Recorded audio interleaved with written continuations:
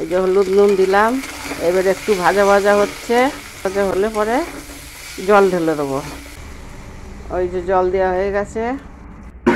আর এই যে মাছ ভাজে রাখা আছে, সিদ্ধ হয়ে গেছে। এই যে শাক ঢেলে দিলাম।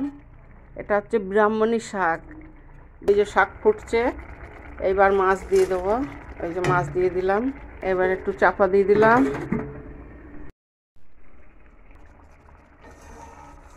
ব্রাহ্মণী শাকের মাছ দিয়ে তরকারিটা হয়ে গেল। এবার আমি নামাবো। ওই দিক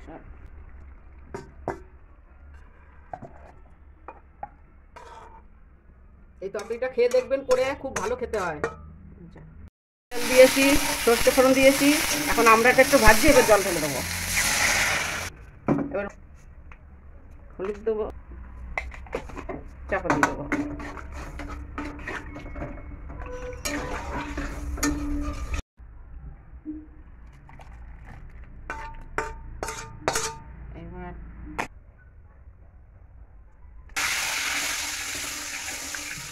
এবার চিংড়ি মাছটা ভাজা বসাবো। বেশি না, অল্প কটা চিংড়ি।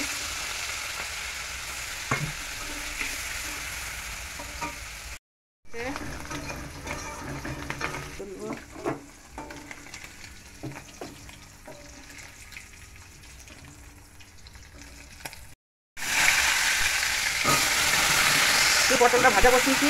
এবার আমি যাবো মিক্সিতে মশলা করতে। নেবো, তারপরে পেঁয়াজ দেবো।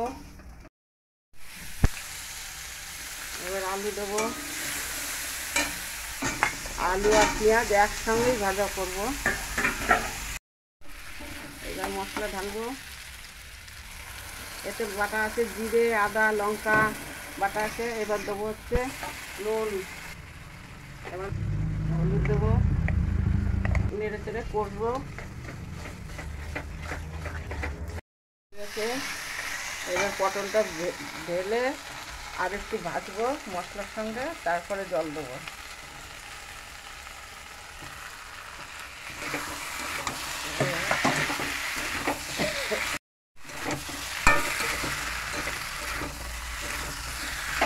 জল দেবো।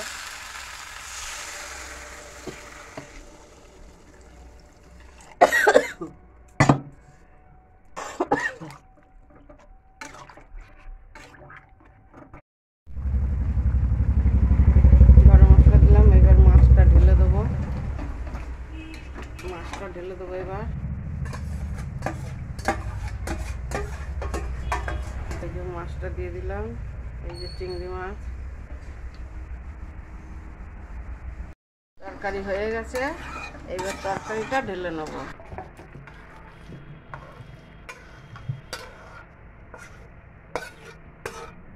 তরকারিটা ঢেলা হয়ে গেল।